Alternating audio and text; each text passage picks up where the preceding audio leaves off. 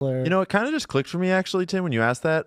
I don't think, actually, I think there might be a very strong case to be made that they're actually aware that Trump is going to win. And what they're doing is they're getting World War III started, so he has to deal with that. They just started cutting rates in the economy, so there will be a crazy crash recession thing. It's like that just always will follow what we're doing there in the economy. So it looks more like what might be happening is they're setting up the worst possible administration for him to deal with, so they can run their media wheels on him again and divide the nation further and try to do a rerun of his first presidency and hopefully then capitalize on that division after that. I agree. I think the escalations in the Middle East and Ukraine may be intentional because they want Trump to inherit a war that he cannot get out of.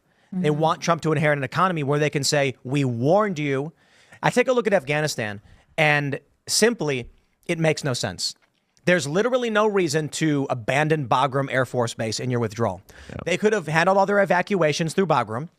Then once they got their evacuations out, the interpreters, the U.S. men and women could be circling around Bagram and then evacuate and leave a small contingent in to maintain air logistics and support so the Taliban doesn't overrun everything. Instead, they abandoned Bagram in the middle of the night without telling anybody. Locals just started looting and raiding the Air Force Base for whatever they could. Makes no sense. They tried doing evacuations in this urban center. Chaos. A bomb goes off.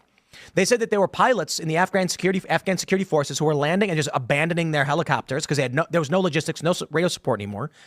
That sounds like it was on purpose. Yeah. And I don't know if it was, but the theory that goes around online is that they wanted to punish the Trump administration and the American people for abandoning this project, that they were going to try and make an example where they can say, see, we can't just leave because we don't want Afghanistan again.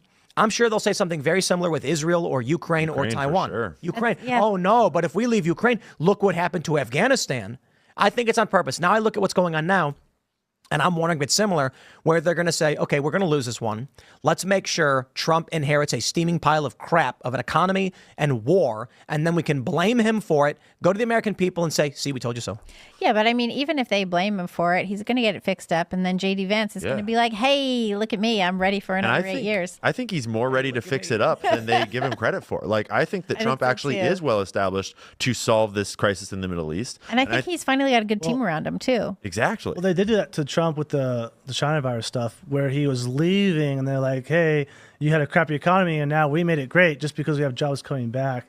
In this situation, it's like he's coming in the beginning, so he can actually fix it instead of on his way out, they make a problem. You know, there's another key factor here that's different this time, and that's X.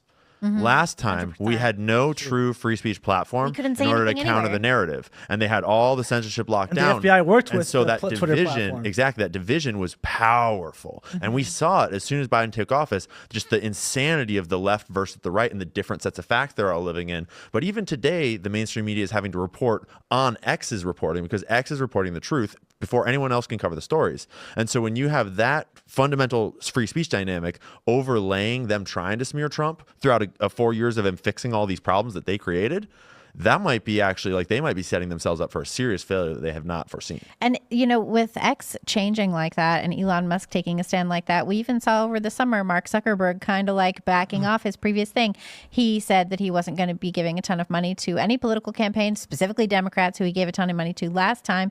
He called Trump after the assassination attempt and said he was, you know, and then in an interview said that he was badass for doing that. He brought on a Republican, for fight. He brought on a Republican strategist, and he said that he was more libertarian than anything. Let's be clear, Zuckerberg should still go on trial. Sure, but you're right. Totally it is sick. But like to have Elon Musk stand up and take all those slings and arrows, it made it so that Zuckerberg could in the background be like, "Oh, hey everybody, hey, let's go."